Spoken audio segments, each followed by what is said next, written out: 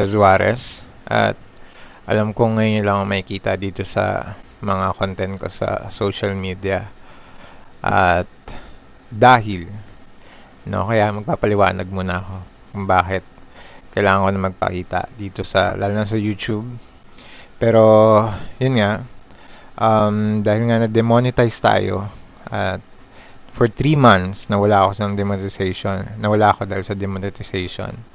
Dahil yung format natin dati, yung ginagawa natin. Kung matagal na kayo nanonood sa akin, nakikita nyo naman yung format natin. Para siyang pinagsama-samang mga visual ng picture para ma-visualize natin yung story na kinakwento ko.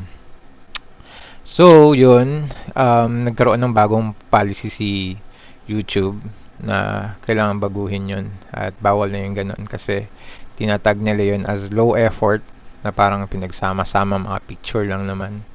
Parang ganun yung tingin nila. So, at mukha siyang kayang i-mass produce ng AI. Kaya, kailangan na siyang baguhin.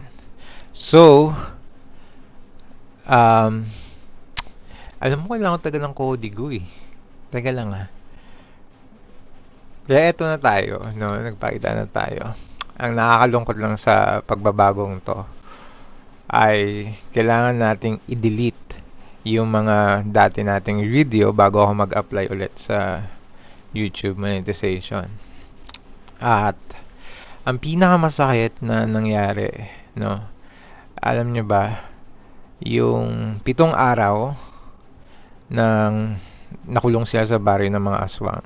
Pagka-upload ko nun, natulog. Pagkatapos ko mag-edit, nag-upload ako. Tapos pagising ko, demonetize. Hindi ko na dinilit para mapanood nyo. Kahit wala akong kikitain na doon. So, wala akong kinita dun sa video na yon at hindi pa ako binayaran ni YouTube ng 1 buwan. Yung buwan na kinita, wala yon. So, yun, nakakalungkot. Kaya gumawa ako ng way para magpatuloy at kaya tayo nag-upload sa Facebook. At gusto ko din magpasalamat sa mga subscribers ko sa Facebook, no? At sila yung nagpatuloy at yung mga exclusive videos ko, maraming salamat sa mga subscribers ko at sa lahat ng mga napunta sa Facebook galing dito sa YouTube. So, yun lang, salamat sa kasi sila talaga yung naging rason kung bakit ko na pinagpatuloy yung parang paggawa ulit ng video ng 1 hour. Because, magastos siya. So, kung wala masyadong kita sa Facebook, kung i-upload ko ang 1 hour para mapanood lang at aasa lang ako sa monetization ng Facebook, wala akong kikitain. And, parang nag-abono pa ako dun sa mga visual na ginagawa ko. So, yun lang. Alam ko marami nagalit sa inyo. Marami nagalit kung baka nagpapabayad na ako. Pero, sana maintindihan nyo, okay? But anyway, ngayon, bagong format natin, hindi mo na ako gagamit ng visual. Hindi mo na tayo gagamit ng mga picture-picture or any visualization para maano natin yung mga kwento. Saka na siguro after ko ma-monetize, saka natin siya i-improve ng paunti-unti. Pero ngayon kailangan natin patunayan na hindi tayo AI, hindi tayo pwedeng i-mass produce ni AI. So, yun, nag-isip ako ng format na sana ma-enjoy nyo pa rin. Hindi ko alam, pero panoorin nyo na lang. But yun yung medyo pagbabago dito sa YouTube, kaya medyo matagal din ako nawala. And hindi rin naman ako sanay humarap sa camera. So, kaya medyo matagal tayong nawala. At pinag-isipan ko rin kung paano ko siya ikukwento na para siyang POV pa rin. Para siyang pelikula na yung character pa rin yung nandun sa story. So, yun lang naman. Yun lang naman medyo pagbabago. So, kung hindi naman kayo mahilig manood ng visual, parang lagi lang kayo nakikinig, medyo hindi naman ganun kalaki yung changes. Yun lang. So, maraming salamat sa paghihintay nyo. At, Yun lang. Kung handa na kayo, yung kwento natin ngayong araw na to or sa video na to ay tungkol sa isang manunugis at kung paano niya tinulungan yung kaibigan niyang albularyo na muntik nang gawing aswang ang buong pamilya nung kaibigan niyang albularyo. At kung handa na kayo, ako ulit si Jess Suarez at ito ang ginawang aswang ang buong pamilya ng isang albularyo. Story time.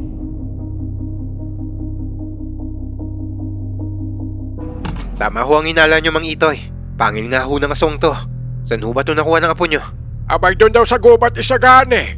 Nangangahoy kasi doon kagabi tong simulong nang may makasalubong siyang aswang. Abay, susunggaban ng araw siya eh. Buti na lang talaga at manang-mana sa akin tong apo ko pagdating sa katapangan. Ayon, at nakipagbuno siya sa aswang hanggang sa mapatay niya yon. Sa kanya kinuha tong pangil. Napatay niyo ho yung aswang? Sigurado ho ba kayo dyan, Mang Itoy? Abay, oo naman. Sinabi ko naman sa Isagani, maaasahan talaga tong apo ko. Kaya nga pinapunta kita rito para ikaw mismo ang makakita ng kakayahan niya. At ang sa ganon, maisipan mo ng palitan yung lampa-lampa mong alalay. Alalay? Si Adan ho ba ang tinutukoy nyo? Sino pa nga ba? Alam mo kasi Isagani, naaawa na kami sa iyo eh. Hindi na babagay na maging kasangga ng isang gaya mong malakas at magaling na manunugis ang katulad ni Adan. Abay, bukod sa lampa, duwag pa. Balita ko nga, ay nung nakarang enkwentro nyo raw sa aswang, wala raw ginawa ang mokong na yon, kundi magtago at magdasal sa likod mo habang nangangatog ang tuhod sa takot. Walang galang na ho, Mang Itoy. Pero pinapunta nyo lang ho ba ako rito para insultuhin si Adan sa mukha ko? Isagani, hindi yun ang gusto kong mangyari. Bakit hinayaan nyo mangahoy ang apo nyo sa gubat ng 10 oras ng gabi? Hindi ho ba? At kabilin-bilinan namin ni Adan sa lahat na wag na kayong lalabas ng bahay pagsapit ng alas 5 ng hapon. Ang titigas talaga ng ulo nyo. Teka Isagani, nagagalit ka ba dahil tinawag kong lampang alalay mo? Totoo namang daig pa siya ng apo Yung ko. aswang na ipinagmamalaki yung napatay ng apo nyo, yun din ang aswang na nakatakas ng huli naming enkwentro. Hindi na namin hinabol yun.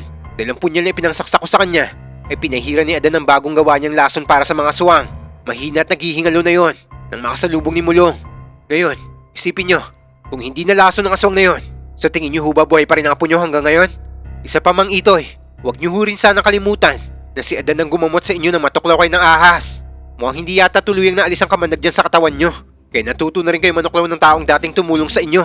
Isagani, hindi ko naman... Sa susunod ho, kung ipapatawag nyo ako, siguraduhin yung hindi nyo sasayangin ang oras ko. Marami ho ang kailangan intindihin. Kayo na rin ho ang bahala kung susunod kayo sa mga bilin namin o hindi. Basta kapag napahama kayo, walang sisihan. Sige na ho, mauuna na ho ako sa inyo. Sandali kayo, bago tayo magpatuloy. Kanino talaga nangyari ang lahat ng narinig ko? Sa'yo ba talaga lahat yan? Anong kwento sa likod niyan? Hindi. Sa lolo ko. Ako nga pala si Kael. At gusto kong ibahagi sa inyong kwento ng lolo ko sa tuhod. Na si Lolo Isagani. Nung panong halos balot pa ng kagubatan ng malaking bahagi ng maraming lugar dito sa Pilipinas, kilalang kilala si Lolo Isagani bilang isa sa pinakamagaling na manunugis ng aswang sa kanilang probinsya. Kapag may namata ang aswang sa bayan nila o kahit sa karatig lugar, siya kaagad ang ipinapatawag ng mga tao. Yun ang ginawa niyang pangkabuhayan simula pa nung maulila siya. Pero hindi siya nag-iisa sa gawaing yan. Lagi niya raw kasama ang matalik niyang kaibigang si Adan, isang herbalisang galing sa lahi ng mga albularyo na siya rin gumawa ng mga halamang gamot, orasyon at ng mga panguntang ginagamit nila laban sa mga aswang. Tandem silang dalawa simula pa nung una. Madalas mang maliitin ng iba si Adan dahil sa pagiging lampat-patpati nito. Kahit kailan na hindi yun naging kaso kay Lolo Isagani, itinuring niya pa rin si Adan bilang kanyang pinaka-pinagkakatiwalaang kasangga. Kung ganun siya kadalas maliitin na lampa, duwag, mahina, bakit siya ang pinili ni Lolo Isagani mo na maging kasangga sa panghuhuli ng aswang? Dahil hindi lang lakas ang kailangan sa trabahong yon. Maraming beses na si Adan mismo ang dahilan kung bakit nakauwi ng buhay si Lolo Isagani. Marami silang pinagdaan ng laban. Marami na ring aswang ang pinabagsak nilang dalawa. Pero sa lahat na nangyari sa buhay nila, may isang sitwasyong kailanman ay hindi na mabubura sa kanilang alaala. Yun ang gusto ko sanang ikwento sa iyo ngayon. At ikukwento ko to sa iyo na parang ako mismo si Lolo Isagani para mas malinaw at madaling maintindihan ng pangyayari noon. Pare, itabi mo na muna yan. Magpahinga na tayo. Bukas mo na ayusin yan. Parang babagsak na yung mga mata mo. Patapos na rin naman ako rito pare. Kailangan ko lang talaga iwalay itong mga botelyang wala ng laman para malagyan ko ulit. Mabuti na yung handa tayo palagi. Hindi naman nag-aabiso yung mga aswang na yan kung kailan sila atake. Gabi na nung makauwi kami ni Adan sa bahay ng mga araw na yon. Galing kami sa kabilang bayan dahil tinulungan namin ang isang buntis na kinukursunada raw ng mga aswang doon. 2 gabi rin kami nag-abang bago namin napatay yung aswang na yon. Pagod na pagod nga kaming dalawa eh. Bukod sa puyat sa pag-aabang, inasikaso pa ni Adan yung mga halamang gamot at pangontrang iniwan namin sa pamilya ng buntis para siguradong hindi na sila babalikan pa ng aswang na yon. Ikaw ang magpahinga pare. Mukhang pinagod ka masyado ng lintik na aswang na yun ah. At nagpahabol pa sa'yo kanina. Sus, umabol ka rin naman ah. Buti nga't inabot mo ako. Muntik na nga ako dun. Kung hindi mo na ihagis yung lason sa mukha ng halima, baka naunahan pa ako nun. Kaya pareho lang tayong pagod no. Ayoko naman kasi maging pabigat lang palagi sa'yo pare. Ito na nga lang silbi ko eh. Pero sa totoo lang, kinakabahan din ako na makita ko yung aswang kanina. Akala ko nga, titirik na ang mata ko sa takot habang inihahanda ko yung mga pangontra sa sulok. Pero at least hindi ka tumakbo. Yun ang mahalaga sa lahat. Kaya huwag mong pinag-iisip ang sinasabi ng mga walang alam dyan sa paligid. Alam ko kung sinong totoo nakakatulong sa akin sa ginagawa ko to pare. At ikaw yun pare. O sige na, matutulog na ako. Matulog ka na rin pagkatapos mo dyan. O sige pare. Akala ko talaga makakapagpahinga na kami ng maayos ang gabing yon. Inayos ko na nga yung papag na hihigaan ko eh. Pero saktong hihiga na sana ako nang biglang may kumatok ng malakas sa pinto namin. Sunod-sunod. Mabibilis at parang natataranta mga katok na yon. Kaya napablikwas kaagad ako ulit ng tayo. Nagkatinginan pa nga kami ni Adan eh. Kaya dinampot ko kaagad yung ita ko. Si Adan naman, mabilis na kumuha ng maliit na supot na asin na laging nakasabit sa gilid ng pinto namin. Tumango ako sa kanya bilang senyas. Sa ako binuksan yung pinto ng dahan-dahan. Pagkabukas ko, tumambad sa akin ng isang babaeng nakaluhod sa lupa. Basang-basa ng pawis. Nanginginig ang buong katawan at halos hindi na makahinga sa pag-iyak. Gulo-gulo ang buhok niya at puro putik ang laylayan ng damit. Nang iangat niya ang tingin niya sa amin, nakita ko ang sobrang pamumutla na mukha niya. Mabilis na lumapit sa akin si Adan at binitawan ng hawak niyang asin. Nanlaki ang mga mata niya dahil nakilala niya kagad kung sino yung babaeng yon. Elena, anong ginagawa mo rito sa ganitong oras? Bakit ganyan yung itsura mo? Mag-isa ka lang ba nagpunta rito? Kuya, tulungan mo kami. Bakit? Anong nangyari? Ang lamig ng kamay mo, Elena. Ipasok na muna natin siya pare. Dito natin siya kausapin sa loob. Madilim na dito sa labas eh. Binuhat namin si Ellen papasok sa loob ng bahay at pinaupo sa isang silya. Kumuha kagad si Adan ng mainit na tubig galing sa termos at pinainom sa bunsong kapatid niya para mainitan mo lang ang sikmuran nito. Maputlang ang kapatid niya. Nangangatal ang mga labi niya habang hawak yung baso ng tubig. Nangingitim ang ilalim ng mga mata niya na parang hindi siya nakatulog ng ilang araw. Tinignan ko maigi ang kabuuan ng itsura niya. Sa bukana pa ng baryo namin nakatira ang pamilya ni Adan. Kaya medyo nag-alala ko na baka may nakasalubong siyang kalaban habang papunta sa amin. Inikot ko ang paningin ko sa mga braso at binti ni Elena. Habang umiinom siya, wala naman siyang sugat o kagat sa katawan na nagpapakitang inatake siya ng aswang. Pero napansin kong nangingitim ang mga kuko niya at medyo may naaamoy akong kakaiba sa kanya. Kaya napakunot ang noo ko. Elena, huminga ka ng malalim. Tumingin ka sa akin. Sabi mo ano nangyari. Bakit nagpunta ka rito? Kuya, si nanay at tatay. Pati si Kuya Nestor. Ano nga? Magsalita ka, Elena. Pinapakaba mo ako ng sobre. May kakaibang nangyari sa kanila eh.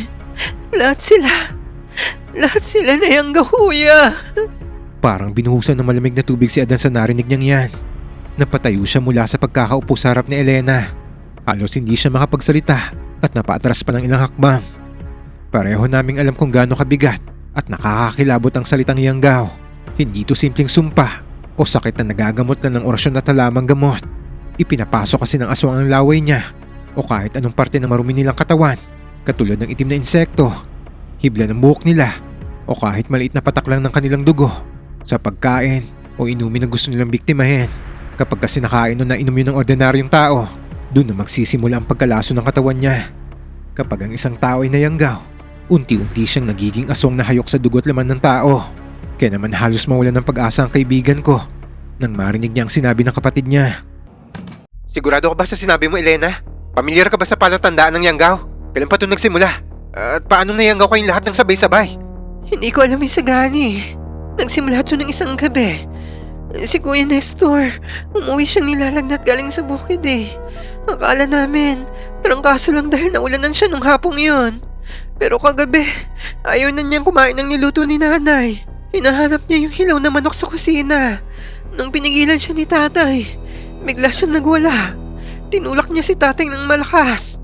Nag-iba rin ang boses niya. Naging garalgal at parang umuungol na hayop kapag nagsasalita. Nagpunta dito si tatay kagabi, pero wala ka raw. Tapos Tapos ano, Elena? Ano pa nangyari? kanina, si nanay at tatay naman ang nilalagnat, kuya. Parehong-pareho sa naging simula ng sakit ni Kuya Nestor eh. Hindi ko na alam ang gagawin ko. Kaya bumalik ako dito para magbaka sakaling nakauwi ka na. Diyos ko, pare, kailangan natin pumunta doon ngayon. Kailangan kong iligtas ang pamilya ko. O sige pare, kukunin ko lang yung mga gamit natin. Ihanda mo na rin lahat ng kakailanganin mong pangontra.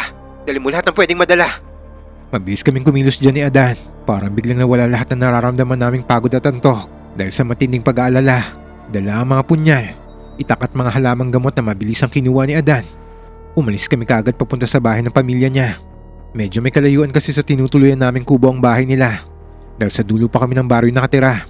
Malapit sa may kakahuyan, kung saan madalas manguha ng halamang gamot si Adan. Sa kalagitnaan ng paglalakad namin, napansin ko ang unti-unting pagbabago kay Elena. Karga-karga ko siya sa likod nun dahil hindi niya na kaya maglakad sa sobrang panghihina niya. Pero habang tumatagal, napapansin kong pabilis ang pabilis at palamig ng palamig ang binubugan niyang hininga sa bato ko. Parang mas bumibigat din siya at paminsan-minsan ay nagugulat ako sa paghigpit ng hawak niya sa balikat ko. Para kasing gusto niyang ibaon ng mga kuko niya sa balat ko. Pare, tumigil muna tayo. Tingnan mo kapatid mo. Parang may mali sa kanya eh. Elena, ayos ka lang ba? Malapit na tayo sa bahay. Konting tiis na lang. Huminga ka ng malalim. Andito lang si kuya. Kuya, ang init. Ang init ng buong katawan ko. Parang may gumagalaw din sa loob ng tiyan ko. Gumagalaw? Kumakalamang sikmura ko. Inilapag ko muna niyan si Elena sa gilid ng isang malaking puno para mapagpahinga kami. Hinawakan ni Adan ang noo ng kapatid niya at doon namin napatunayan na kanina ko pa pinangangabahan sa isip ko. Nagsisimula na rin kasi siyang lagnatin. Sobrang init ng katawan niya. Pero ang mas nakakapagtaka at nakakakilabot, maya-maya pa'y panay na ang iwas niya sa mga dala ni Adan. Sa tuwing lalapit si Adan sa kanya, parang nandidiri at nasasaktan si Elena. Napapangiwi siya, tinatakpan ng ilong at lumalayo sa sarili niyang kapatid. Hindi rin nakaligtas sa akin ang pasimpleng pagtitig niya sa leeg ko. May kakaibang kislap sa mga mata niya. Para siyang gutom na hayop na naghihintay lang ng tamang pagkakataon para umatake. Kaya agad ko nilayo ang sarili ko ng bahagya sa kanya. Pasimple kong hinawakan ng puluhan ng itak ko na nakasokbit sa bewang ko. Nagsisimula na kasing magbago ang kilos ni Elena, kagaya sa nangyari sa ibang membro ng pamilya nila. Pare, kailangan na natin magmadali. Mukhang pati ang bunsong kapatid mo. Hindi rin pinalampas kung sino man may gawa nito. Bisit, kumapit ka sa akin, Elena. Huwag mo nga hayaang lamunin ka ng nararamdaman mo. Labanan mo yan sa isip mo. Isipin mo ang pamilya natin. Isipin mo ako. Andito ako. Tutulungan kita. Kaya natin to. Tutulungan ka namin ng Isagani. Huwag kang bibigay. Halika na pare. Bilisan natin. Binuhat na ni Adan dyan si Elena at halos patakbo na ang ginawa namin. Makarating lang kagad ng walang naaaksay ang sandali. Nang matanaw namin ang lumang bahay ng pamilya nila, kakaibang kaba ang naramdaman ko. Tahimik ang paligid doon. Masyadong tahimik. Na kahit mga insekto at panggabing ibon sa paligid ay para bang hindi man lang gumagawa ng kahit anong ingay. Walang ilaw sa loob ng bahay nila at ang kaunting liwanag ay galing lang sa sinag ng bilog ng buwan.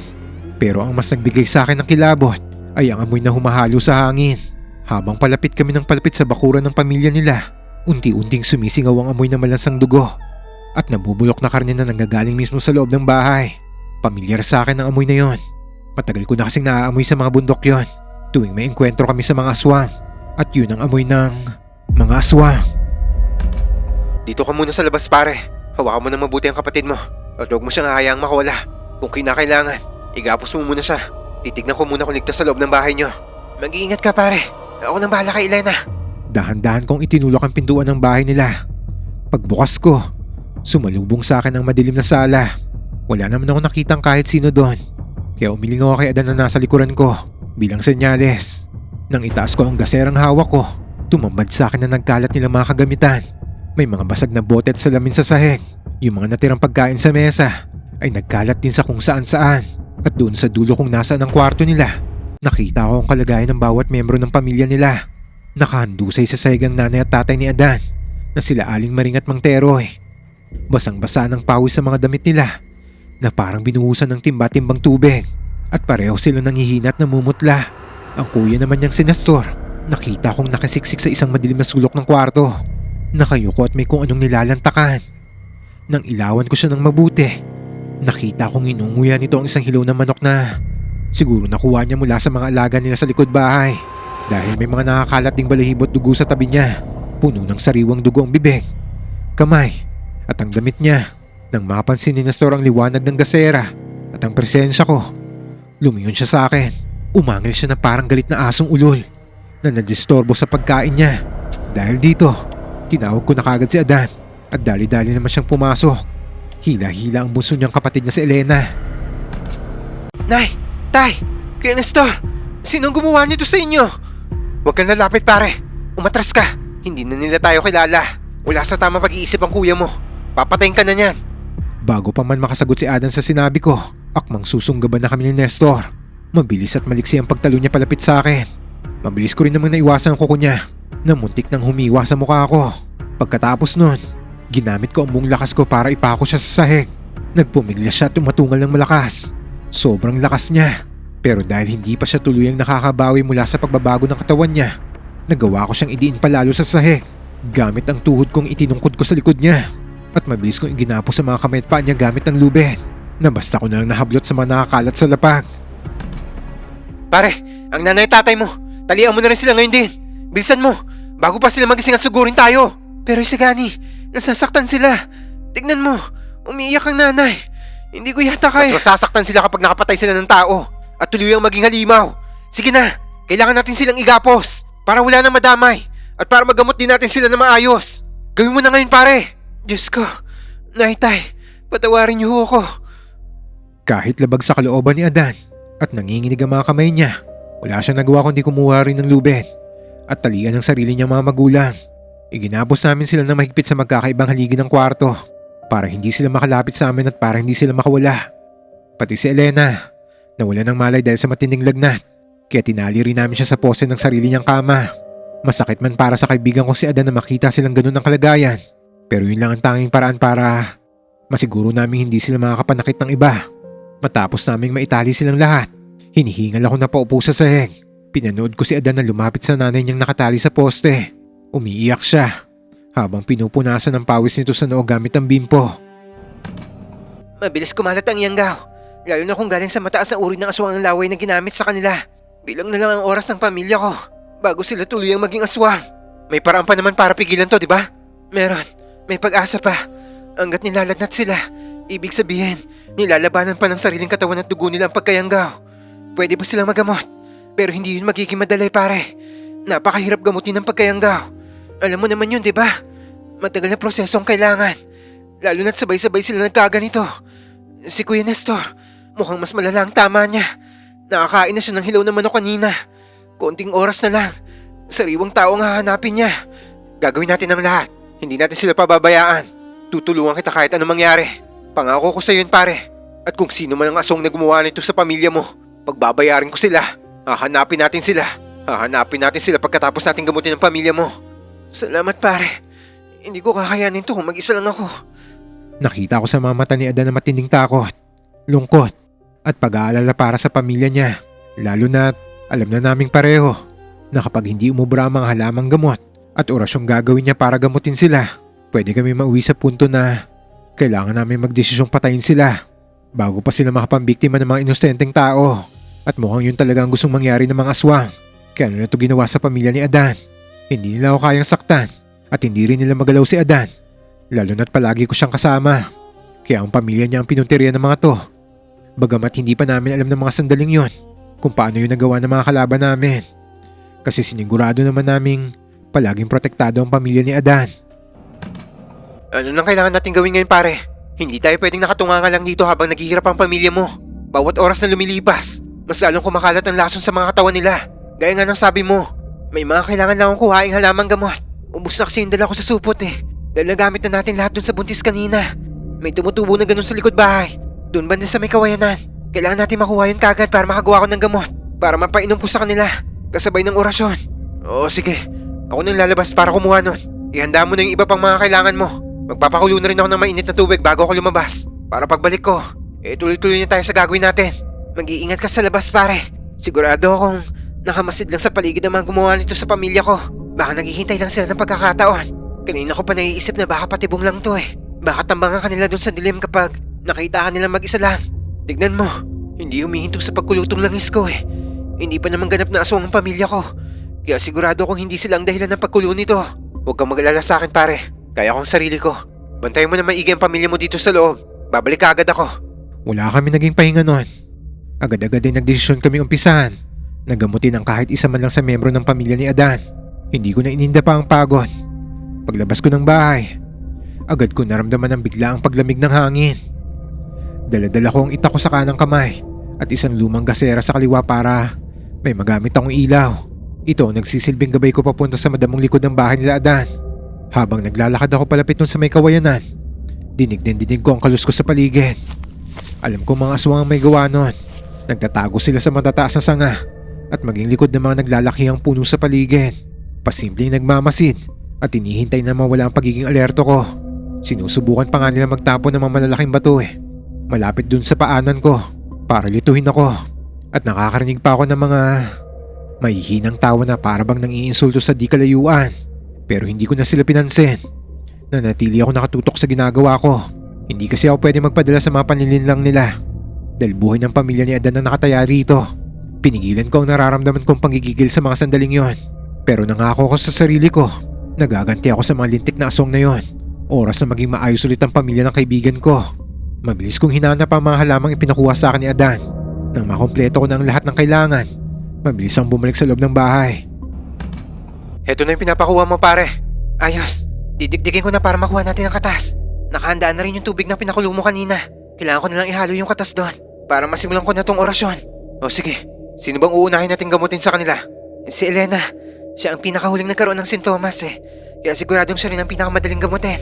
O sige, pero paano ba natin ipapainom kay Elena yan? Mukhang mahihirapan tayo sa kanya eh. Tignan mo, ang sama ng tingin niya sa atin eh. Sigurado akong papalag na yan. Kailangan natin pilitin, pare. Kapag nainom niya to, asahan mo magwawala siya ng matindi. Dahil lalabanan ng lason sa katawan niya ang halamang gamot. Susubukan kasing ilabas ang katawan niya yun eh. Kaya makakaramdam siya ng parang sinusunog ang lalamunan niya. Ako nang bahala humawak sa kanya. Ikaw na magpainom. Tutal, ikaw naman marunong niyan eh. Nang ilapit ni Adan ang maliit na baso sa bibig ni Elena, biglang dumilat ang bunsong kapatid niya. Nanilisik ang mga mata nito at bigla tong umangil na parang isang mabangis na hayop na nakakita ng pagkain. Kaya kinailangan kong gamitin ang buong lakas at bigat ko para lang mapanatili siyang nakahiga sa papag. Dahil sobrang siyang nagpupumiglas nito. Sa sobrang lakas ni Elena, daig pa niya ang isang lalaking may malaking pangangatawan. Kaya talagang nahirapan akong pigilan siya. Kasabay ng pagwawala niya, nakarinig kami ng sunod-sunod at malalakas na kalabog sa bubong ng bahay. Para bang may mabibigat na taong nagtatalunan sa bubungan. Dinig na dinig din namin ang matatalim na kuko na kumakalmot sa yero.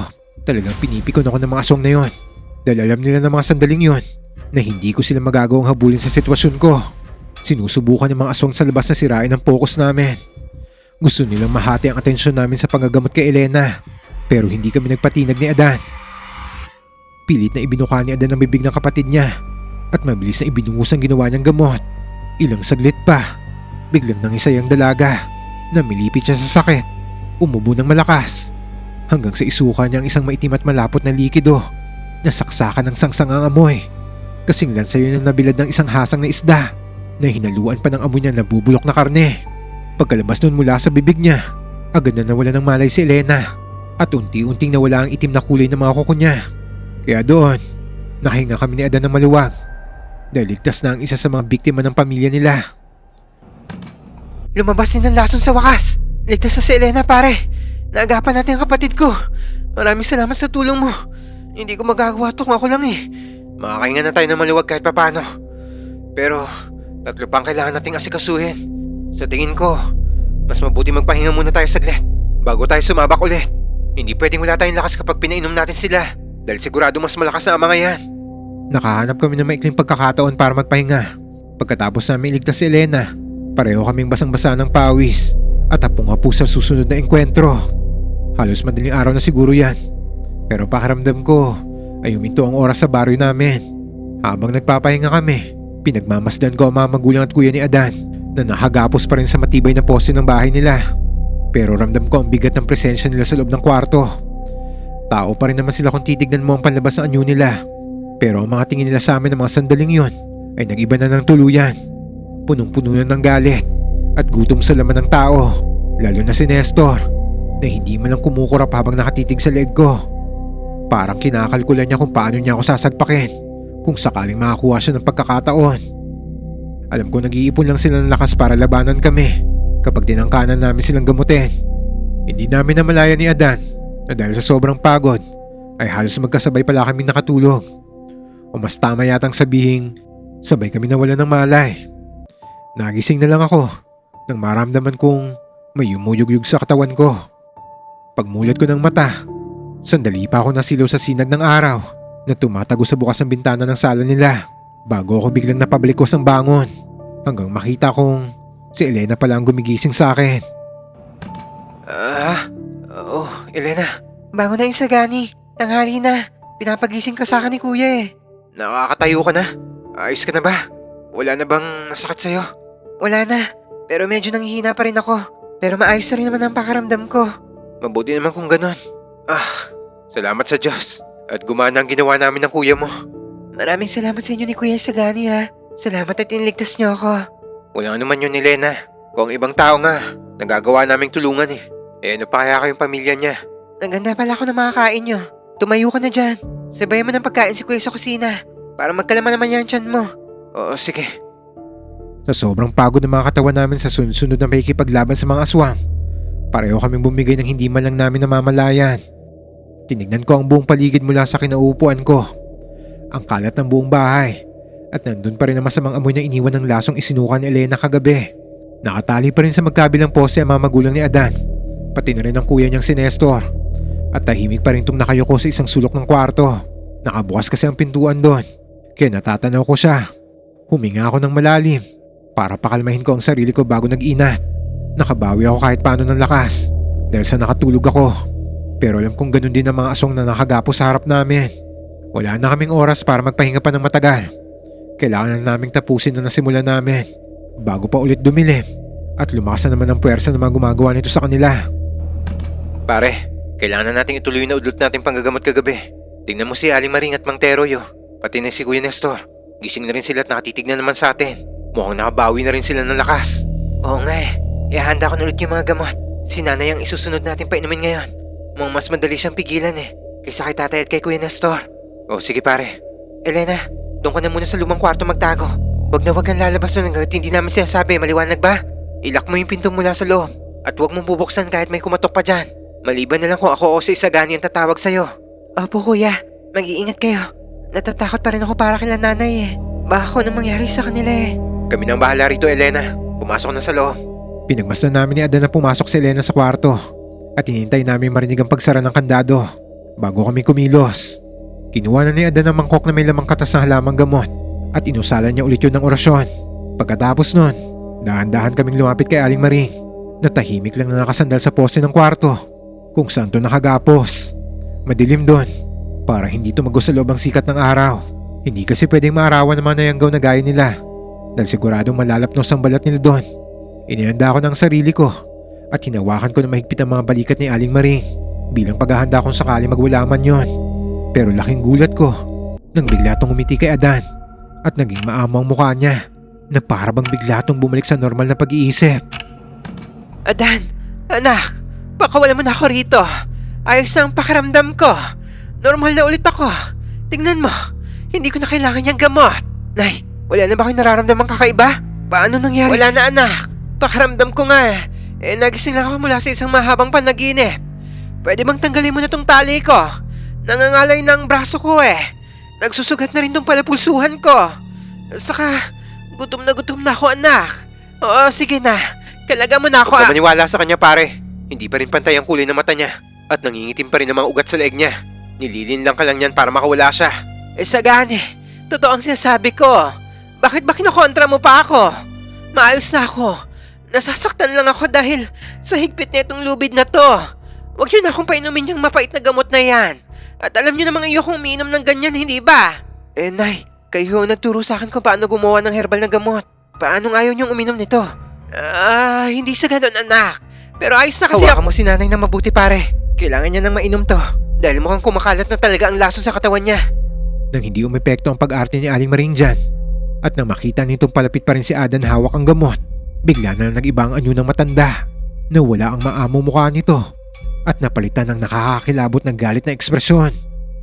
Mabilis pa sa 4 nang biglang pumigla sa mga braso nito at sa sobrang lakas ng puwersa niya, naputol ang makapal na lubid na nakatali sa mga kamay at paa niya. Sa sobrang gulat ko, hindi ko siya kagad napigilan. Isang malakas na tulak ang ginawa niya sa dibdib ko na naging dahilan para tumalsik ako ng ilang metro palayo. Pagbagsak ko sa sahig, nakita ko na lang na parang butiking gumagapang si Aling Maring sa dingding at dire-diretsong umakyat hanggang sa kisame ng bahay nila. Sobrang bilis sa mga galaw niya, parang hindi na talaga siya tao. Nakadikit ang mga kamay at paa niya sa kahoy na kisame habang nanilisik ang mga matang nakaharap siya sa aming dalawa ni Adan. Bago pa man kami makabawi sa pagkagulat, bigla namang nagsimulang nagwala si Mang Teroy sa kabilang sulok ng kwarto. Umatungal to at pilit na binabali ang posteng kinatatalian niya para lang makawala siya at sumugod sa amin. Hindi na namin malaman kung sino ang uunahin naming pigilan dahil sabay-sabay sila naging agresibo. Isagani, si nanay! Kailangan natin siyang ibaba dyan. Baka makalabas siya ng bahay. Mas malaking problema yan. Ako nang bahala sa nanay mo. Pigilan mo ang tatay mo dyan at higpitan mo ang pagkakatali ng lubid sa kanya. Baka makawala rin yan eh. Panibagong problema na naman kapag nangyari yun. Isagani! Kuya Adan! Tulungan niyo ako! Nakapasok si nanay dito sa kwarto! Tulong! Si Elena! Halos liparin ko na ang pagitan ng sala at ng kwarto ni Elena dyan nang marinig ko ang sigaw niya. Masyado kasi kami nataranta sa pagwawala ni Mang Teroy, kaya hindi ko napansing nakagapang na pala ang nanay niya papunta sa kinaroroonan ni Elena. Dumaan siya dun sa may siwang ng pagitan ng pader at kisame para makapasok sa loob ng kwarto, kaya agad ko sinipa ang pintuan nun para bumukas. Pero napahinto agad ako nang biglang tumambad sa akin ng isang eksenang halos dumurog sa puso ko. Nakita ko nakadagan si Aling Maring sa ibabaw ni Elena na nakahiga sa sahig, pero hindi niya kinakagat o sinasaktan ng anak niya. Sa halip, nakatakip ang magkabilang kami na matanda sa sarili nitong mga tenga habang umiiyak. Nilalabanan ng natitira niyang pagkatao ang pagkayanggaw na unti-unting lumalamon sa kanya. Nag-aagaw ang demonyo at pagkatao niya sa iisang katawan at kitang-kita ko kung gaano siya nahihirapang pigilan ng sarili niyang lapain ng bunsong anak niya. Isagani! Iho! Tulungan mo ako! May naririnig akong bumubulong sa tenga ko. Hindi sila tumitigil. Inuutusan nila akong saktan ng anak ko. Gusto nilang kainin ko ang laman ng loob niya. Nay, wag ako. Si Elena to.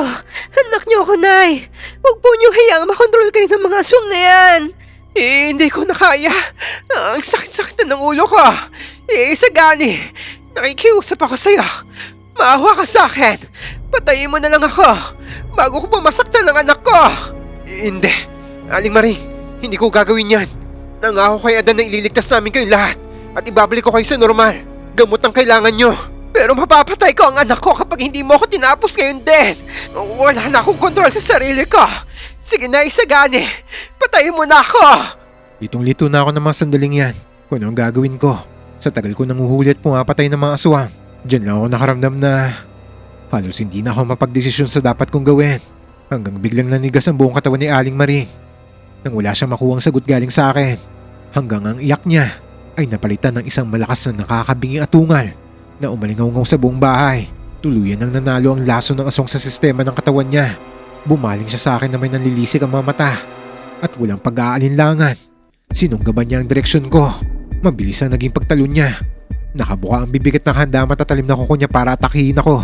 Pero mabuti na lang at naging alerto ako sa pagkakataong yon. Sinalo ko siyang gamit ang dalawang braso ko at pagkatapos ay umikot ako para may ibang puwersa at agad ko siyang hinagis ng malakas pabagsak sa sahig. Pero bago pa siya makabawi, mabilis ko siyang inibabawan at idiniin ang magkabilang braso niya sa sahig gamit ang mga tuhod ko para hindi siya makapanlaban. Elena, bilisan mo! Kunin mo yung botelya ng gamot sa bulsa ko! Agad namang sumunod si Elena sa sinabi ko. Kahit nanginginig din siya dahil sa takot, kinuha niya ang botelyang may lamang gamot at agad niyang isinampak sa bibig ni Aling Maring na noon ay eksakto namang nakanganga rin. Wala itong nagawa kundi ang lunukin ng gamot dahil hindi na rin naman siya makapiglas sa tindi ng pagkakahawa ko sa kanya. Nang mainom niya na hanggang sa huling patak ang gamot, agad yung nagwala. Nangisay si Aling Maring sa sahig na parang kinukuryente ang buong katawan. Kaya binitawan ko na siya at hinila ko ng bahagya palayo si Elena. Umubo ng umubo ang nanay nila at umuungol sa sobrang sakit ng tiyan hanggang sa bumuluwak mula sa bibig nito ang parehong maitim at malapot na likido na isinuka rin ni Elena kagabi. Sobrang baho pa naman ang amoy at halos kumalat na sa buong kwarto. Pero binaliwala lang namin yon dahil nakita namin ang unti-unting kumakalma ang paghinga nito. Unti-unti, nakita naming nawala ang pangingitim ng mga ugat niya at bumalik sa normal ang kulay ng balat niya. Nawalan siya ng malay pagkatapos. Palatandaan na tapos ng labanan ng katawan niya ang lason. At sa wakas, nagawa ulit namin gamutin ang isa pang miyembro ng pamilya ni Adan. 2 na lang ang natitira. Pero alam ko ng mga oras na yon na hindi magiging madali ang susunod pa. Hayaan na muna natin makabawi ng lakas dito sa kwarto si Aling Maring. Sige, Isagani. Ako nang bahala magbantay sa kanya rito. Si tatay na ba ang susunod yung gagamutin? Sana naman magamot yun na rin sila. Huwag kang maglala, Elena. Hindi namin pababayaan ng tatay nyo. Dito ka lang sa loob. Sige, mag-iingat kayo, Isagani. Pero Kuya Adan, kaya mo pa ba? Namumutla ka na rin eh. Ayos lang ako, Elena. Gusto ko na matapos tong kalbaryo natin. Pagkatapos ni tatay, si Kuya Nestor kagad ang susunod ko. Tara na pare, para masimulan ko na yung pangatlong gamot. Paglabas namin ng kwarto, agad kong siniguradong nakasara na maigi ang pinto para hindi siya madamay kung sakali magkagulo man sa labas. Paglingon ko sa sala, nakita ko si Mang Teroy na panay pa rin ang pag-atungal habang pilit na kinakalas ang lubid na nakatali sa kanya. Kung titignan mo ng maigi, halos bumao na yung makapal na tali sa balat niya. Pero parang wala siyang nararamdamang sakit. Punong-puno ng galit ang mga mata niya at ramdam na ramdam ko ang bigat ng presensya ng halimaw na kumokontrol sa loob niya. Kumuha kaagad si Adan ng panibagong botelya at iniligay doon ang natitirang katas ng mga halamang gamot. Hindi kasi pwedeng isang beses lang na gumawa ng pangontra si Adan dahil kailangan sariwa lagi ang ipapainom namin sa biktima para gumana yon. Nakita ko medyo nanginginig na ang mga kamay ng kaibigan ko habang hinahalo niya ang gamot. Hindi biro ang ginawa namin ng mga gabing yon dahil sunod-sunod na ang kinakalaban namin. Nauubos ang pisikal na lakas namin dahil gusto naming iligtas ang buong pamilya niya. Pare, ayos lang ba na ganyang karami ang gamot? Baka kulangin yan. Ang laki pa naman ng pangangatawan ng tatay mo. Tapos nakita mo naman, di ba? Kung gaano siya kalakas magwala ngayon kumpara kay Aling Maring kanina. Sasapat na to pare. Dodoblehin ko na lang ang tapang ng orasyon. Ang problema lang, baka mas matagal bago ang epekto to. Dahil mas konti itong katas na natira. Kaya mo pa bang pigilan siya? Basta ba uubra yan at mamamatay ang halimaw sa loob ng katawan niya. Kakayanin ko. O sige, uumpisahan ko na yung orasyon. Bantayan mo lang muna yung mga galaw niya. Huwag ka na munang lalapit hanggat hindi ko sinasabi. Teka pare, sigurado ka bang kaya mo pa? Ang putla-putla mo na oh. Pawis na pawis ka na rin. Kahit malamig naman dito sa loob ng bahay niyo. Ayaw mo bang magpahinga na lang muna? Kaya ko to pare. Kailangan ako ng pamilya ko ngayon. Uumpisahan ko na to. Nakita ko kung paano ipinikit ni Adan ang mga mata niya at nagsimulang bumulong ng mga hindi pamilyar na salita. Habang tumatagal ang pag-usal niya ng orasyon, napansin kong lalong lumalakas ang panginginig ng buong katawan niya. Ilang sandali pa, bigla na lang siyang napamulat. Nanlaki ang mga mata niya at bigla na lang siyang napaluhod sa sahig. Halos mabitawan niya ang botelya ng gamot. Umubo siya ng sobrang lakas at laking gulat ko nang makita kong tumalsik ang sariwang dugo mula sa bibig niya. Kasabay nun, narinig kong bumukas ang pinto ng kwarto ni Elena. Dahil siguro narinig niya ang malakas na ubo ng kuya niya. Agad na tumakbo si Elena palapit sa amin at umiyak na makita ang sitwasyon ni Adan. Kuya! Pare, tumigil ka na muna. Bitawan mo muna yan. Hindi ako pwedeng huminto ngayon. Malapit ko na matapos. Kunting salita na lang. Uubra na tong gamot. Kuya, tama na muna yan. Nangihina na ang katawan mo. Wala na nga kulay ang mukha mo eh. Tapos nagsusuka ka pa ng dugo. Baka ikaw naman ang bumigay. Tama ang kapatid mo, Adan. Huwag mong pilitin kung hindi na talaga kaya ng katawan mo. Huwag niyo akong pansinin. Tatapusin ko to. Bakit siya sumuka ng dugo? Dahil lang sa pag-usal niya ng orasyon. Nangangailangan kasi ng napakaraming spiritual na lakas ang pag-usal ng mga sinaunang orasyon. Lalo na yung mga klase ng dasal na ginagamit ng pangontra sa matataas ng uri ng aswang. Katulad na may gawa ng yanggaw sa pamilya niya. Hindi yun parang simpleng dasal na binibigkas ng bibig. Ibinubuhos kasi doon ng isang magagamot ang sarili niyang enerhiya. Para lang labanan ang maitim na mahika ng mga aswang. Kapag sunod-sunod ang paggawa nito ng walang pahinga, talagang manghihina ang katawan ng isang tao. Lalo na kay Adan, na mahina ang pisikal na pangangatawan niya. Pareho naming alam yon. Kaya sobra ako nag-alala nang makita kong bumagsak to sa sahig. Pero kahit anong pilit ko, ay ayaw niya talagang magpapigil sa amin ni Elena. Ganun talaga si Adan. Kapag pamilya niya na ang nakasalalay, Wala siyang pakialam kahit sariling buhay pa niya maging kapalit. Kaya pinilit niyang tinapos ang orasyon. Kahit patuloy ang pagtulo ng dugo sa gilid ng labi niya. Wala na tayong magagawa. Hindi na papapigil yung kuya mo. Pero Isagani, makakumapano si kuya? Hindi siya magpapapigil sa atin. Hayaan mo lang siya sa desisyon niya. Huwag kang mag-alala. Hindi ko rin naman pababayaan ang kuya mo eh. Humarap ako kay Mang Teroy dyan. Mas malaki at mas maskulado ang katawan niya sa akin. Kaya alam kong hindi uubra ang ginawa ko kay Aling Maring kanina. Kailangan kong gamitin ang buong lakas ko para mapainom siya ni Adan ng gamot. Tumango ako sa kaibigan ko bilang senyas na handa na ako. Huminga ako ng malalim. Saka ako lumapit sa tatay niya. Pare, ngayon na! Ito na pare! Ayos! Naubos na niya lahat pare! Bitawan mo na siya! Mabilis akong umatras palayo dyan. Pagkatapos ko masigurong nalunok na ni Mang Teroy ang lahat ng gamot galing sa botelya. Inasahan kong mangingisay din siya at agad na susuka. Katulad ng naging reaksyon ng mga nauna naming ginamot. Pero lumipas ang ilang segundo. Walang nangyaring ganon. Mas lalo lang siya nagwala. Umatungal siya ng napakalakas. At sa isang iglap, dinig na dinig ko ang malakas na pagkaputol ng mga makakapal na lubid na nakatali sa mga braso at binti niya. Naging kulay itim ng tuluyan ng mga mata niya. At humaba ang mga kuko. Bago pa ako makapag-isip ng pwedeng gawin, mabilis siyang sumugod sa pwesto ko at dinamba ako sa balikat. Nagpambuno kami ni Mang Teroy sa gitna ng sala. Halos mawasak ang mga upuan at lamesa sa paligid. Dahil sa lakas ng mga pagtulak at pagampas niya sa akin, lalo pa ako nahirapan sa sitwasyon ko. Dahil hindi ko magawang saktan ng todo ang tatay ng kaibigan ko. Hawak ko ang itak sa bewang ko. Pero hindi ko pwedeng hugutin at gamitin yon. Dahil tao pa rin siya. Lalo na kitang-kita ko sa gilid ng mata ko na nanunood si Adan sa akin. At naririnig ko rin ang pag-iyak ni Elena. Kaya sinubukan ko na lang sipain si Mang Teroy sa tuhod para mapaluhod siya at mawalan siya ng balanse. Pero hindi man lang siya natinag. Binaliwala niya yung sipa ko. Imbis na bumagsak, bigla na lang niya ako sinunggaban sa bewang. Naramdaman ko ang pagbaon ng mga kuko niya sa damit ko. Bago niya ako kinarga ng walang kahirap-hirap. Itay, bitawan niyo si Isagani! Diyos ko po, Itay! Tama na! Bitawan mo ako, Mang Teroy! Parang nga lang akong isang magaang bagay dyan eh. Na walang kahirap-hirap na binuhat at inihagis si Mang Teroy sa kabilang dulo ng sala. Napakalakas ang naging pagampas ang likod ko sa matigas na pader ng bahay nila. Umugong pa nga ang pandinig ko eh. At nakaramdam ako ng matinding kirot sa katawan. Bumagsak ako sa sahig at halos hindi ako mahinga dahil sa tindi ng tama ko. Pakiramdam ko, nabali ang ilang buto ko sa likod. Sinubukan kong iahon ng sarili ko kaagad para lumaban ulit. Pero hindi nakisama ang mga binti ko. Nanlabo ang paningin ko sandali. Habang nakadapa ako at pilit na bumabangon, naaaninag kong naglalakad si Mang Teroy palayo sa akin. Huminto siya sandali sa harap ni Adan at Elena na parehong nanginginig. Akala ko talaga sasaktan niya ang mga anak niya. Pero bigla na lang itong gumisin ng nakakakilabot bago ito dumiretso sa kwarto kung saan naman nakagapos ang panganay nitong anak na si Nestor. Oo, wag tay! Huwag niyong gawin yan! Huwag niyong pakawalan si Kuya Nestor! Pero huli na ang lahat. Bago pa man makalapit si Adan, kinalagan at pinakawalan ni Mang Teroy ang sarili niyang anak nang matanggal ang lubid. Parang asong ulo na nakawala sa hawla si Kuya Nestor. Mabilis pa sa kidlat siyang tumalon sa bukas na bintana ng sala nila. Kahit patirik na tirik ang araw sa labas, hindi namin inaasahan ang ginawa niyang yon. Dahil alam naming nakakamatay sa mga aswang ang sikat ng araw.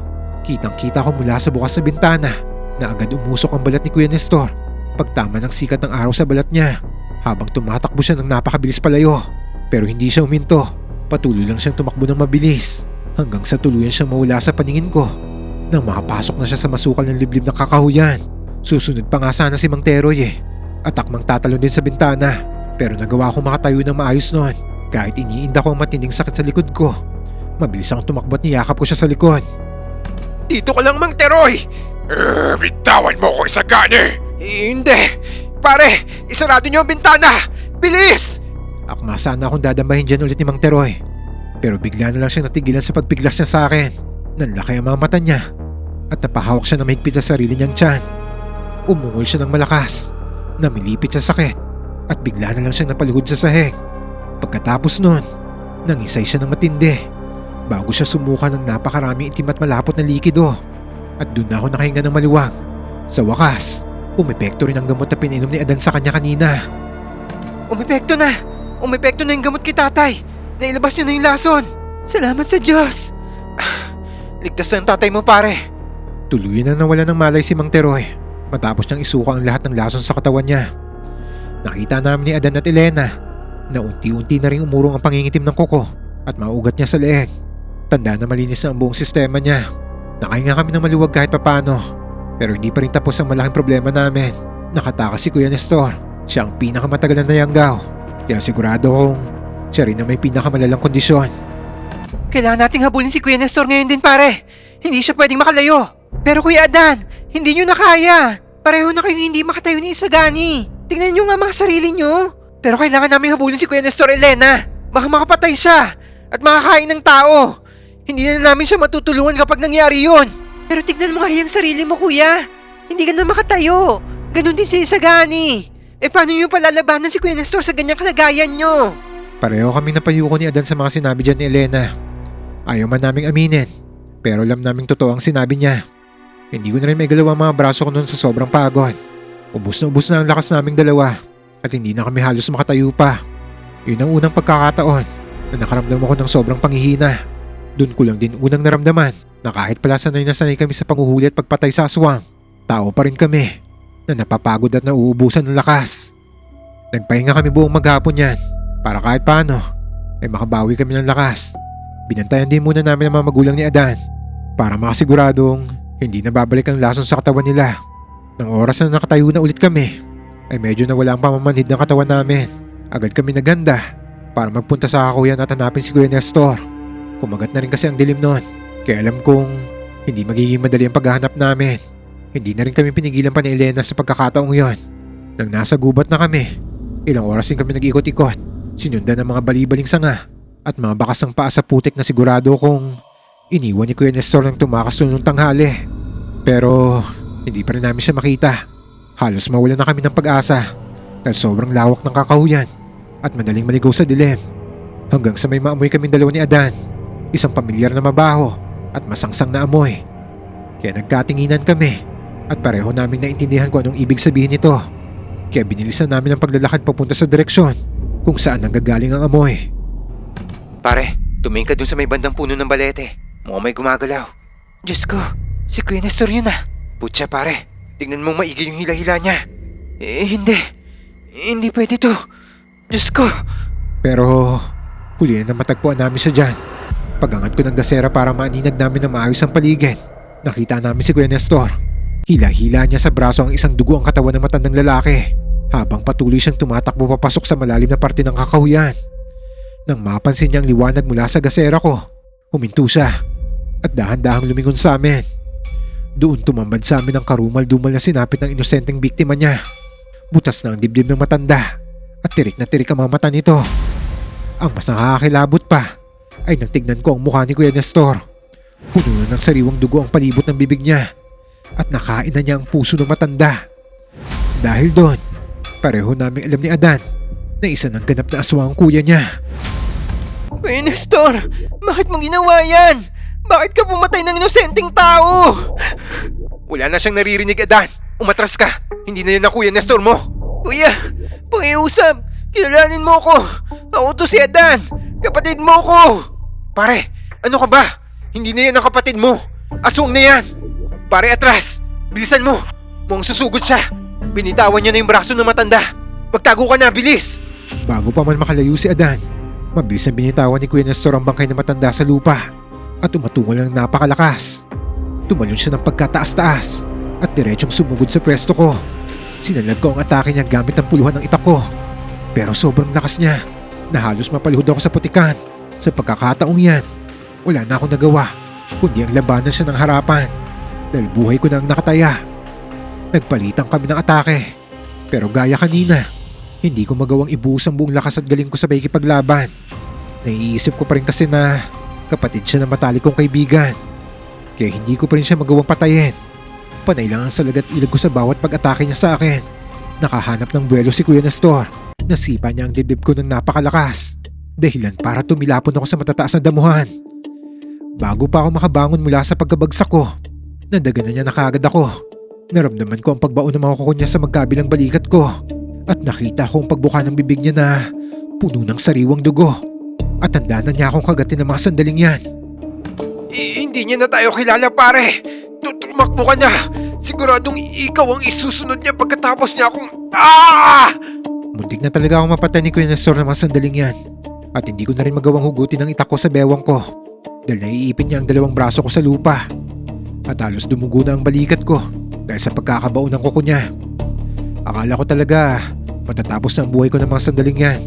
Pero bigla na lang natigilan si Kuya Nestor at umungol ng sobrang lakas na halos makabingi sa pandinig ko. Nang tignan ko kung bakit, nakita ko si Adan na nakatayo sa mismong likuran ng kuya niya habang hawak pa ang puluhan ng punyal. At itinarak niya sa likuran ng kuya niya yon. Tumagos hanggang dibdib niya yon. At yun yung punyal na pinahiram pa namin ng lason para sa mga aswang. Napilitan na gumawa ng paraan si Adan para hindi ako mapahamak. Nakita ko ang pag-agos ng luha ng mga mata ng kaibigan ko habang umiiyak na sinasaksak ng paulit-ulit ang sariling kapatid niya. Bumuo ng malalim ang punyal at mabilis na humalo sa ugat ni Kuya Nestor ang lason galing doon. Pagkabunot ni Adan ng punyal, nangisay at bumagsak sa gilid ko si Kuya Nestor. Kitang-kita pa namin na magkulay itim ang lahat ng ugat sa katawan niya. Mula sa dibdib, papunta sa leg at mukha niya. Sobrang sakit ng eksenang yan sa tuwing naaalala ko. Napaluhod na lang si Adan sa lupa at humagulgol ng malakas habang nakatingin sa kapatid niya na unti-unting binabawian ang buhay sa harapan namin. Kuya, patawarin mo ko. Patawarin mo ko, Kuya Nestor. Hindi ko gustong gawin to sa'yo. Adan, Kuya Nestor. salamat Adan. Salamat at hindi mo ko hinayaang mamatay bilang aswang. Himalang biglang bumalik sa pagiging tao si Kuya Nestor dyan na wala ang pangil sa bibig niya at bumalik ang tamang hugis ang kulay ng mga mata niyang kanina itim na. Puno ng luhang mukha niya habang nakatingin sa kapatid niyang patuloy sa pag-iyak. Iyakap ni Adan ang kuya niya na mahigpit kahit pa puno ng malansang dugo to. Habang ako naman ay inalalayan ang ulo ni Kuya Nestor dahil nakita ko may gusto tong sabihin. Kahit hirap na siyang huminga at umubo pa siya ng dugo, pilit pa rin ni Kuya Nestor na ibinuka ang bibig niya para ipaliwanag sa amin kung paano nagsimula ang lahat ng gulong yon. Si Mang Itoy, siya ang may gawa nito sa amin, Adan. Si Mang Itoy? Sigurado ka ba sa sinasabi mo, Kuya Nestor? Anong kinalaman niya rito? Nagpunta siya sa bahay namin bago nangyari ang lahat ng to. Dinala niya kami ng ulam na siya daw ang nagluto. Gusto niya raw na tikman namin yun ni nanay. Ulam? Anong ulam? Dinuguan. Binigyan niya kami ng dinuguan. Kasalanan ko dahil nagtiwala ako sa kanya. Tinanggap ko yan at pinagsaluhan namin sa pag-aakala ko na nagmamagandang loob lang siya. Pareho kaming kinilabutan ni Adan yan sa nalaman namin mula kay Kuya Nestor. Biglang bumalik sa isip ko yung araw na ipinatawag ako ni Mang Itoy sa kanila. Yung ipinagmamalaki niyang napatay daw ng apo niyang si Mulong, yung aswang sa gubat. Yung pala ang simula ng lahat. Kaya pala hindi binibiktima ng aswang si Mulong dahil niyanggaw siya nito. Tapos si Mulong naman ang yumanggaw sa lolo niyang si Mang Itoy nang hindi ito namamalayan. Pagkatapos daw nun, kinontrol ng mga aswang si Mang Itoy para yung gawin naman ng pamilya ni Adan. Mga hayop sila! Ginamit nila ang mga inosenteng tao para lang makaganti sa atin. Dahil lang sa hindi nila tayo mapatumba. Papatayin ko ang lahat ng aswang na may gawa nito sa buong pamilya natin. Hindi ko sila mapapatawad. Nagtatago sila sa lumang pugad nila sa kuibang bato. Lagpas doon sa talon sa dulo ng gubat. Doon sila nagtatago.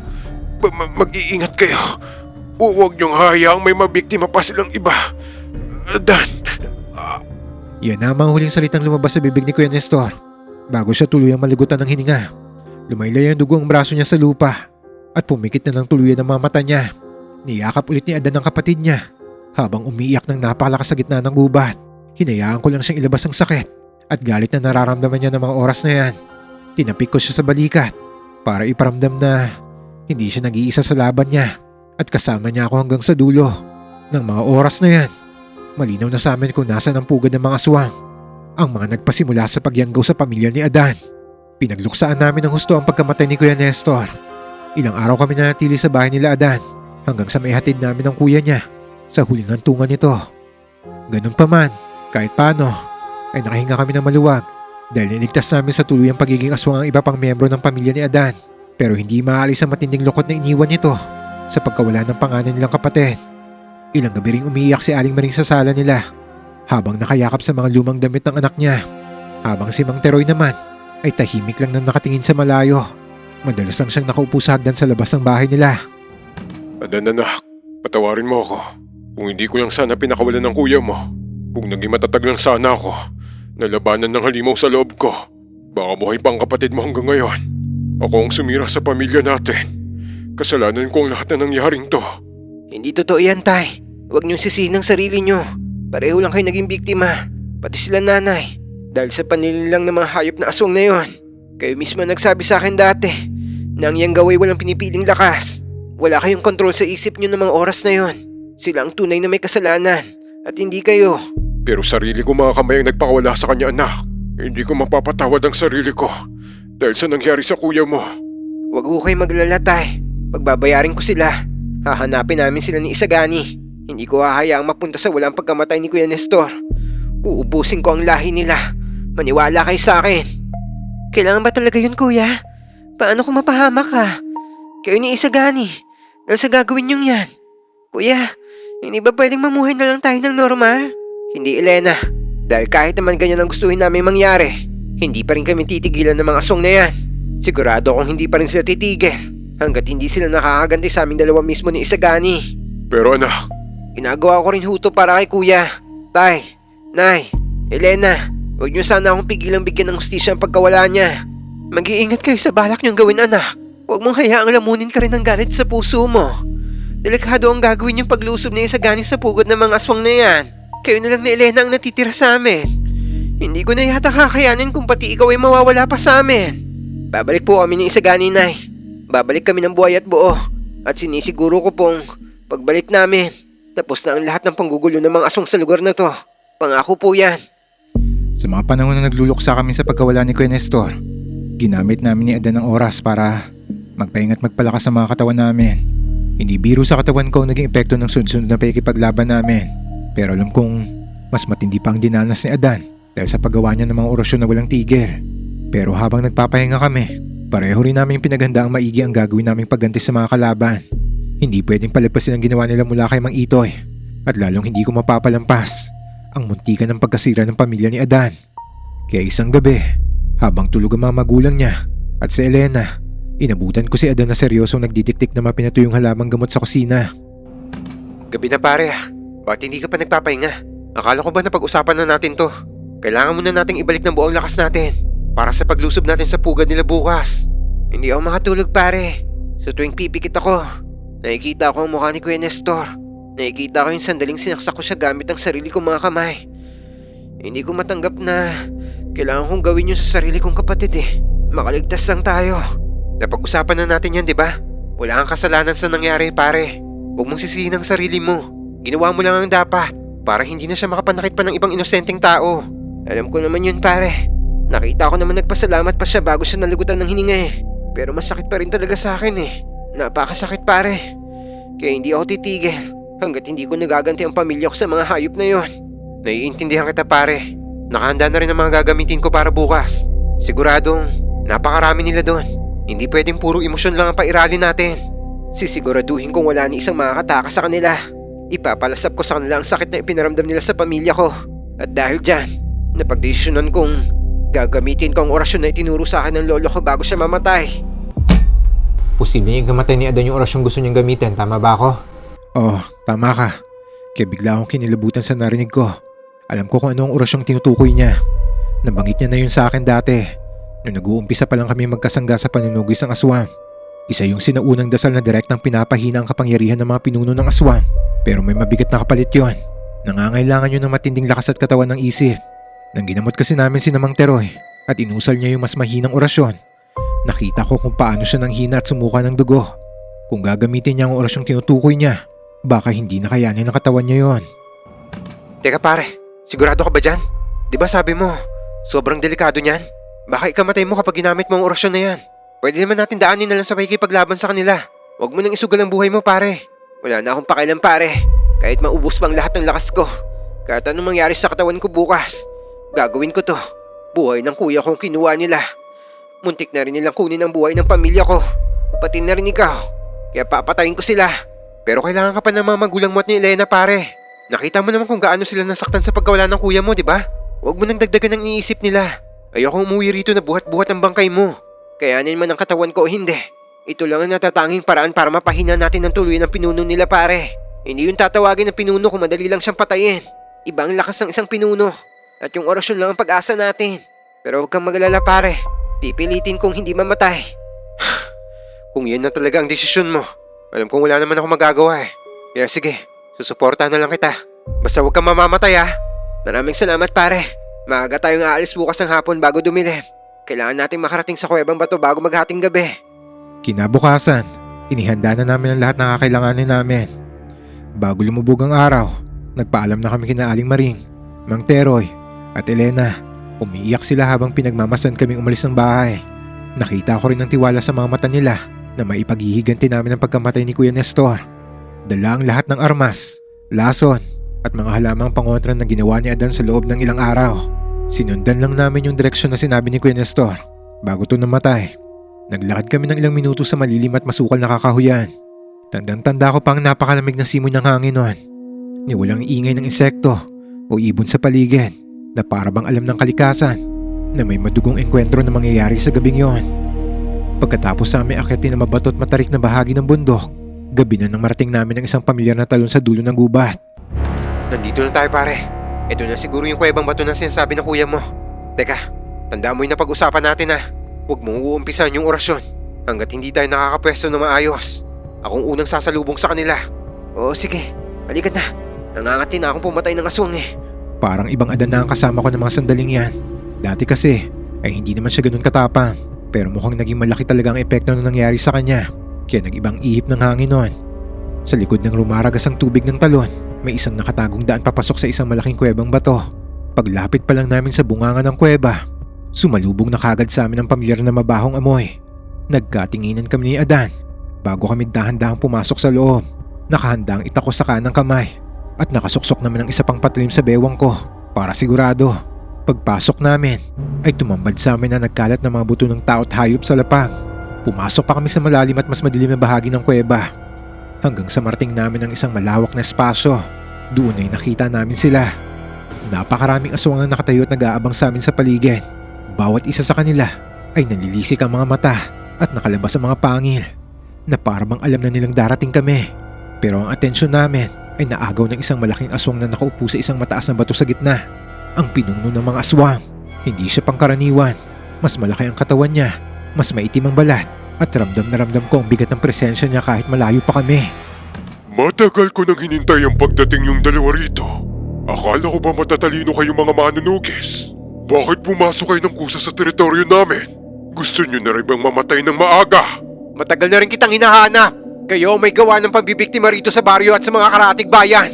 At kayo ang walang hiyang nagplano ng pagyayanggaw sa pamilya ng kaibigan ko. Oras na para pagbayaran nyo ang lahat ng buhay na kinuha nyo! Tama ka dyan, Isagani. Masyado ka kasing magaling. Kaya naisip ko, paano kaya kung ang sariling pamilya nyo ang kalabanin nyo? Paano kaya kung kayo mismo ang pumatay sa mga mahal nyo sa buhay para maramdaman nyo kung anong ginawa nyo sa mga kalahi ko? Ano? Masaya ba? Mga hayop kayo! Dinamay nyo ang mga inosenteng tao para lang makaganti sa amin! Dahil hindi nyo kami kayang patayin ng harapan! Mga duwag! Duwag! Yan din ang tingin mo sa sarili mo bago mo nagawang patayin ng sarili mong kapatid, hindi ba? Ano nga ulit ang pangalan niya? Ang kawawang si Nestor! Huwag mong babanggitin ang pangalan ng kuya ko, halimaw! Nanginig sa matinding galit ang boses ni Adan dyan. Pagkatapos niyang sumagot, unti-unting lumapit sa amin ang mga alagad ng pinuno na parang mga asong ulul na naglalaway. Nanilisik ang mga mata nila. Nakalabas ang mahaba at matatalim na pangil. At handang-handa na kami pagpipirasuhin ng buhay. Napalibutan kami ni Adan sa gitna ng kuweba. Magkatalikod naman kami para walang makalapit sa likuran naming pareho. Hanggang napansin kong naglabas si Adan ng isang maliit na bote na may lamang itim na katas ng halaman mula sa bulsa niya. At ipinahid niya to sa noon niya at sa tapat ng puso niya bago siya pumikit at huminga ng malalim. Tapos nagsimulang bumulong. Ito na ang sinaunang orasyon. Dinig ko ang kakaibang lalim ng boses niya.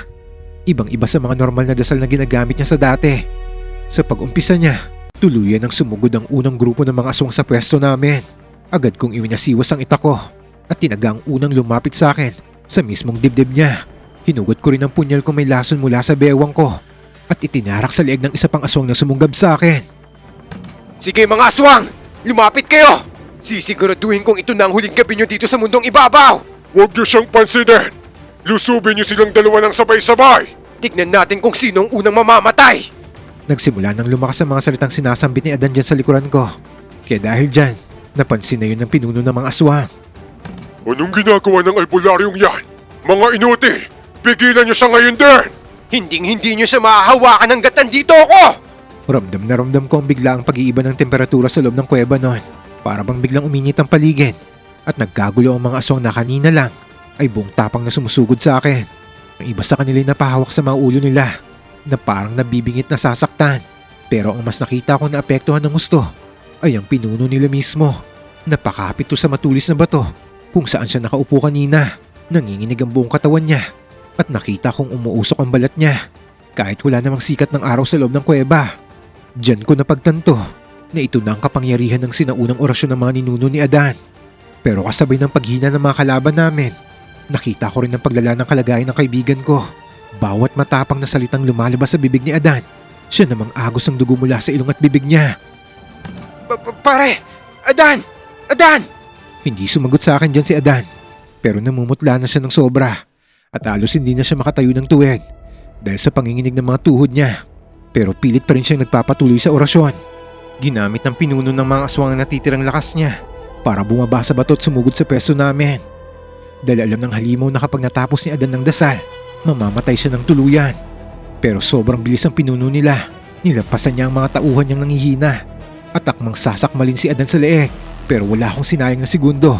Tumalon ako paharap at hinarang ang buong katawan ko. Dahilan para magpagulong-gulong kami sa magaspang at mabatong sahig ng kuweba. Pagsigaw ni Adan ng kahuli-hulihang linya ng orasyon niya, isang nakakabinging alingaw ang bumalot sa buong kuweba. Kasunod nun, sumuko ng napakaraming dugo si Adan at tuluyan ang bumagsak sa sahig. Nawala na siya ng malay dahil sa sagad-sagarang paggamit niya ng lakas ng enerhiya niya. Pero ang naging epekto nun sa pinuno ng mga aswang ay napakatindi. Biglang nanghina ang halimaw na yon. Bumagal ang galaw niya, naging kulay itim ang mga mata niya at nakita ko nagbitak-bitak ang balat niya sa buong mukha niya. Hanggang pababa sa katawan niya na parabang bigla na lang siyang natuyot. Namilipit siya sa sakit at umatungol ng malakas. Hindi ko na pinalampas ang pagkakataon na yan. Ginamit ko ang natitira kong lakas. Hinawahan ko na maigpit ang itak ko. Saka ko umikot para makabuelo. At tinagka ko ang buong pwersa ng leeg ng pinuno ng mga aswang. Sa isang iglap lang, nakita kong tumalsik sa ere ang ulo niya bago yun bumagsak at nagpatalbog-talbog sa lupa. Umagos ang maitim at malapot na dugo niya bago tuluyang nalagutan ng hininga ang pinuno ng mga aswang.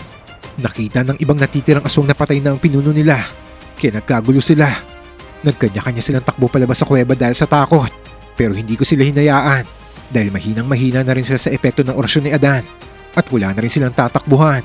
Kaya madali ko silang nahabol doon mismo sa bunganga ng kuweba. Pinagtataga ko ang lahat ng kaya kong tagain, pero may mga ilan-ilan pa rin sa kanilang nakatakas. Inubos ko ang lakas ko sa pagpatay sa kanila bilang kabayaran sa ginawa nila sa inosenteng pamilya ng kaibigan ko at sa iba pang tao sa baryo. Matapos ko magawa yan, binalikan ko kagad si Adan. Pare! Adan! Gumising ka dyan! Patay na sila! Tapos na! Naipaghiganti na natin ang kuya mo! Napatay mo na ba siya, Isagani? Patay na ba ang pinuno nila? Oo, napatay ko na siya. Dahil napahina siya ng husto ng orasyon mo. Ligtas na tayo, pare! Ligtas na ang buong pamilya mo! Salamat sa Diyos. Nagawa rin natin ni Sagani. Para sa ito, Kuya Nestor. Tara na. Kailangan na nating umuwi. Baka ano pa mangyari sa'yo eh. Pasensya na pare ha. Mukhang pabigat na naman ako sa'yo ngayon eh. Hindi ko na talaga maigalaw ang mga paa ko. Ubus na yung lakas ko pare. Paramdam ko. Ihiwalay na yung kaluluwa ko sa katawan ko eh. Ako nang bahala sa'yo pare. Saka kahit kailan, hindi magiging pabigat ng isang bayaning tulad mo no. Tara na. Huwag ka na magdrama dyan. Isinampa ko si Adan dyan sa likod ko at buong ingat ko siyang binuhat palabas sa kuwebang bato. Madilim man at mahirap ang daan pagbaba namin ng bundok pabalik sa baryo. Pilit ko nilabanan ng pagod at sakit ang katawan ko. Makauwi lang kami ng buhay. Ang laban yun ang pinakamahirap at pinakamabigat sa lahat ng naranasan namin. Pero sa huli, ay magkakasama pa rin namin yung pinagtagumpayan. Pagdating namin sa bahay nila, agad na umiyak si Elena nang makita ang kalagayan ng kuya niya. Dahil sa tindi ng orasyong ginamit ni Adan nung gabing yon. Halos 2 buwan din siyang nakaratay sa higaan. Nagalala nga ng husto sina Aling Maring at Mang Teroy. Pero araw-araw ko siyang binabantayan. Ginamot namin siya gamit ang sarili niyang mga herbal na itinuro din niya kina Elena at sa nanay niya. Nakita ko kung gaano niya inilaban ang sarili niyang buhay para sa pamilya niya, kaya hindi ko rin siya pinabayaan hanggang sa gumaling siya. Kalaunan, nakabawi din naman siya ng lakas. Pagkatapos ng lahat ng nangyari, nagbago ang pananaw ni Adan. Isang araw, nagulat na lang ako nang bigla niya akong lapitan. Pare, may hihilingin sana ako sa'yo eh.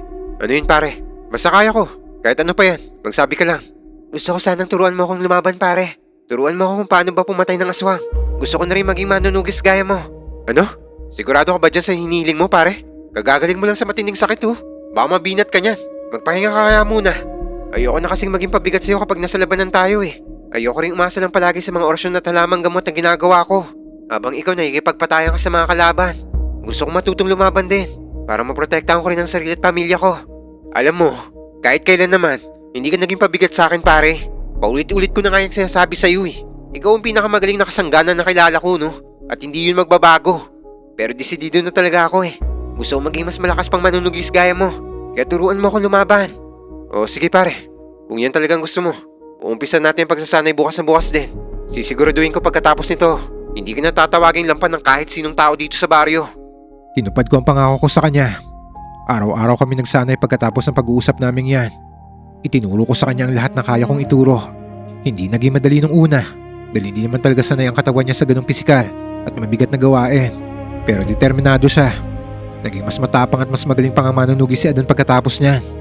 Dahil doon, naging mas matibay ang samahan naming dalawa at mas dumami pa ang mga natulungan naming tao.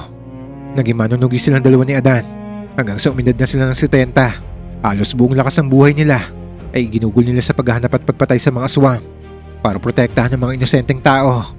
Huminto lang daw sila sa pagiging manunugis nung unti-unti nang nawawala ang mga pag-atake ng aswang sa probinsya nila kasabay ng pagiging moderno ng panahon. Nagkaroon na rin kasi ng kuryente sa halos bawat baryo doon at mas madalas na bumabiyahe ang mga tao kahit gabi na, kaya hindi na ganun kadaling makapambiktima ang mga aswang. Kasabay nito, unti-unti rin naubos ang malalaking angka ng mga aswang dahil na rin sa mga manunugis na kagaya nila Lolo Isagani. Ang mga nakaligtas na aswang ay nagsitago sa pinakamalalayong bundok at kagubatan. Pinili na lang nila manahimik para na rin sa sarili nilang kaligtasan. Nakakapanindig balahibo pero napagana na naging ambag nila sa baryo nila. Isang malaking sakripisyo ang ginawa ni Lolo Isagani at Lolo Adan na siguradong tumatak sa marami. Ikaw Kyle, paano mo naman gustong wakasan ng pagbabahagi mo ng kwentong to? Gusto ko lang ipaalala na kahit wala ng mga halimaw na yon, kahit kailan ay hindi naman nalimutan ng mga taong natulungan nila, sina Lolo Isagani at Lolo Adan. Kaya nga hanggang ngayon ay nagpasalin-salin pa rin sa amin ang kwento nilang to kahit lumipas ang mahabang panahon. At sana ay nagustuhan niyo ang kwento nilang to. Maraming salamat sa pagsaksi niyo sa kwento ng lolo kong si Isagani at ng kaibigan niyang si Adan. Hanggang sa dulo, ako nga pala ulit si Kael, ang apo sa tuhod ni Lolo Isagani.